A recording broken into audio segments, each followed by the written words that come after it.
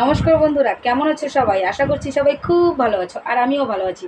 সুনিতা প্রসাদ official blog channel থেকে সবাইকে স্বাগতম। তো চলে আসলাম তোমাদের সামনে আবার একটি নতুন ব্লগ নিয়ে। তো দেখো বন্ধুরা, আজকের ব্লগ কী হচ্ছে। আজকের ব্লগটি বন্ধুরা আমি আগে থেকেই বলে দিচ্ছি, আজকের ব্লগ আমি বেশি বড় করব না। কারণ কি, আজ একটু আমার কাজের চাপ আছে ঘরে একটু, তার জন্য আমি ব্লগটা বেশি করব না। তো জানো তো, সবথেকে বড় কথা হলো কাল না আমার মেয়ের বার্থডে, বুঝলে? তো বার্থডে তো করব না, কারণ কি তোমাদের এর আগেও বলেছি দোকানটা আমার অনেক দিন থেকে বন্ধ। মিনিমাম মনে করো 1 মাসের উপরে হয়ে গেল দোকানটা আমার বন্ধ। তো তার জন্য তো মনে করো দেখো, বার্থডেটা করতে গেলে পরে তো কমের পক্ষে যদি আমি মোটামুটি মনে করো নিজের পরিবারগুলো মিলেও যদি করি, তবু মনে করো 5,000 টাকার মতন খরচা আছে। তো এই 5,000 টাকাটা আমি পাই কোথায় বলো? তো তার জন্য আর বার্থডে করছি না। মেয়েটার মনটা খুব ছোট হয়ে গেছে আর কি। তো কি করব, কিছু করার নেই। তো অবশ্য আমি মনে করো 3 বছর থেকে আমি মেয়ের বার্থডে করি না। 3 বছর থেকে মনে করো আমি মেয়েকে ঘোরাতেই নিয়ে যাই, বার্থডের দিন ওকে মন্দিরে নিয়ে যাই। আমাদের এখানে ইস্কন মন্দির আছে শিলিগুড়ি মার্কেটে। তো মার্কেট ছেড়িয়ে একটু যেতে হয়। তো ইস্কন মন্দির আছে, ইস্কন মন্দিরে ওকে আমি নিয়ে যাই ঘোরাতে। তো এবার আর ইস্কন মন্দিরে নিব না, এবার নিয়ে যাব একটা বৌদির বাড়িতে। একটা বৌদির বাড়িতে বলতে কি, আমি তোমাদের সাথে সামনে তোমাদের সাথে মনে করো এর আগেও আমি গল্প করেছিলাম একবার। তো বলেছিলাম যে আমি একটা বাড়িতে আমি ডিউটি করতাম, আয়ার ডিউটি। একটা বৌদি আছে, তো বৌদিটার শাশুড়িকে আমি দেখাশোনা করতাম। তো শাশুড়িটা তো নেই, মারা গেছে। তো ওই বৌদিটার বাড়িতেই আমি কাল ঘুরতে যাব মেয়েকে নিয়ে। কাল 22 তারিখ, কাল আমার মেয়ের বার্থডে। তো ওই বৌদিটার বাড়িতেই আমি ঘুরতে যাব, কাল মেয়েকে নিয়ে যাব। তো মেয়ের না পায়ের না একজোড়া জুতো ছিল না। তো জুতো ছিল না, আর এদিকে দেখো আমার হাতে পয়সা কুড়িও নেই যে আমি জুতো নিয়ে আসবো। তখন কি করব বলো? তো মেয়ে বলছে কি, মা আমি তো ঘটে পয়সা জমিয়েছি। ঘট বলতে তোমাদের সামনে আমি এর আগে একটা ভিডিও করেছিলাম, মনে আছে? হাতে একটা পুতুল নিয়ে, প্লাস্টিকের একটা পুতুল হাতে ছিল আমার হাতে। মানে তো ওটার মধ্যেই, ওটার তো পয়সার ইসে ছিল, তোমাদেরকে বলেছিলাম।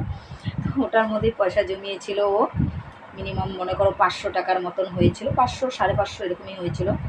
তার মধ্যে থেকে 300 টাকা মেয়ে আমাকে দিয়েছে। আমি কি ওকে গিফট দিব, ও উল্টো আমাকে টাকা দিয়েছে, বুঝলে? মা আমাকে না একজোড়া জুতো এনে দিও। তো দেখো, এই হচ্ছে জুতোর বাক্স, আর এই হচ্ছে মেয়ের জন্য জুতো, বুঝলে? তো এই জুতো জোড়াই মেয়েকে 300 টাকা দিয়ে নিয়ে আসলাম। 300 বলতে কি, বড় 300 টাকা চেয়েছিল, আমি 250 টাকা দিয়ে এই জুতোটা নিয়েছি। তো ভালো হয়েছে বন্ধুরা। তো কেমন হয়েছে জানাবে কিন্তু আমাকে, হ্যাঁ? আর কমেন্ট করে জানাবে কিন্তু আমাকে কেমন হয়েছে। আর জানো তো, আমি ওকে একটা জিনিস নিয়ে দিয়েছি, আমার তখন পরিস্থিতিটা খুবই খারাপ, আমি কিছু নিয়ে দিতে পারলাম না। তাই আর কি, একটা ওকে আমি ক্লিপ নিয়ে দিয়েছি। এটা এটা ক্লিপ আমি ওকে 50 টাকা দিয়ে নিয়ে দিলাম। আর এই একটা নেল পলিশ নিয়ে দিলাম ওকে 50 টাকা দিয়ে। আর একটা আমি লিকুইড সিঁদুর নিয়েছি, যাকে বলে সিঙ্গার। তো এটা একটা আমি আমার জন্য নিয়েছি, শেষ হয়ে গেছে আর কি আমার, তার জন্য আমি এটা একটা নিয়েছি। তো বন্ধুরা, আমার মেয়ের বার্থডের গিফটই বলা চলে। চলো, জুতোটা তো ও নিজের গিফটটা মনে করো নিজেই নিয়ে নিয়েছে। তো আমি দেখো কীরকম মা হয়ে আমি ওকে সেরকম কিছু দিতে পারলাম না। একটা ক্লিপ, একটা নেল পলিশ, এটাই কিনে দিলাম। তো কি করব, আজ নেই। তো আমিও মনে মধ্যে ধৈর্য বেঁধে আছি, আজ আমার কাছে নেই, একদিন তো নিশ্চয়ই হবে। আজ হবে না, আজ নেই তো কি আছে? আজ নেই, কাল হবে। তো এটাই আমার মনে ধৈর্য, সব থেকে এটাই ধৈর্য বেঁধে আমি চলছি। আর এটাই আমার মেয়েকে আমি বুঝিয়ে যাচ্ছি, বাবা আজকে আমার কাছে নেই, আজ তোদেরকে দিতে পারলাম না, এটা ঠিক। কিন্তু একদিন ভগবান যদি আমাকে বাঁচিয়ে রাখে, তো ঠিক তোদেরকে আমি একদিন না একদিন দিতে পারবো। তো বন্ধুরা, আজকের ব্লগ আমি বেশি বড় করব না। আজকের ব্লগটা আমি ছোটো মোটোই তোমাদের শুরুতেই বলে দিলাম, ছোটো মোটোই করব। তো দেখো, প্রত্যেক দিন তোমাদের সামনে আসি, একদিন না আসলে ভালো লাগে না, তোমাদের সাথে গল্প না করলেও ভালো লাগে না আর কি। তার জন্য ভাবলাম যে একটু গল্প করে নিই, মেয়ের বার্থডের জিনিসটা একটু তোমাদেরকে দেখিয়ে দিই।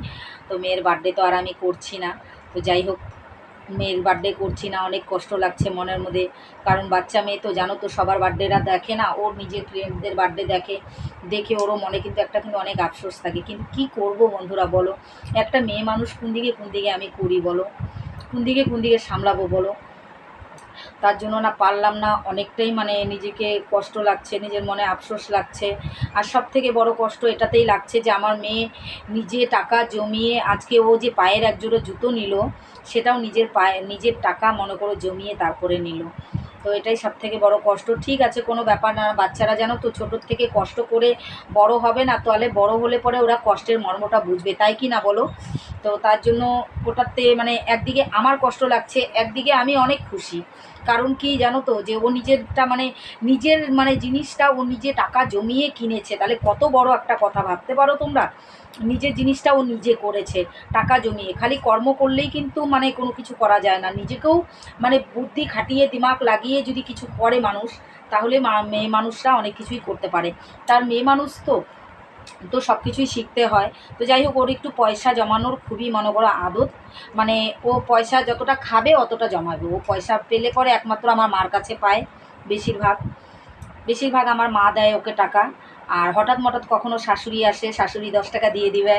আবার কখনও মনে করো আমার শ্বশুর আসবে, শ্বশুর 10-20 টাকা দিয়ে যাবে। মানে এভাবেই আর কি, মানে ওর কাছে পয়সা হয়ে যায়। আর স্কুলে তো টিফিনের জন্য তো ওটা তো আছেই, স্কুলের টিফিনটা যাই হোক, স্কুলের টিফিনটা রাখে না, ওটা জমায় না, ওটা খেয়ে নেয়। 20 টাকা ওর ভাড়া লাগে, 20 টাকা 30 টাকা এরকম যাওয়া আসার ভাড়া, আর 10 টাকা টিফিন। তো এটাই। তো বন্ধুরা, আজকের ব্লগটি কীরকম লাগলো অবশ্যই আমাকে লাইক কমেন্ট শেয়ার করে জানাবে। আর যেসব আমার বন্ধুরা আমার চ্যানেলটিকে সাবস্ক্রাইব করেছো তাদেরকে অসংখ্য অসংখ্য ধন্যবাদ।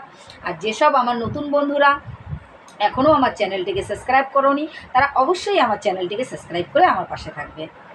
তো বাই বন্ধুরা, আজ এ পর্যন্তই থাকলো, টাটা।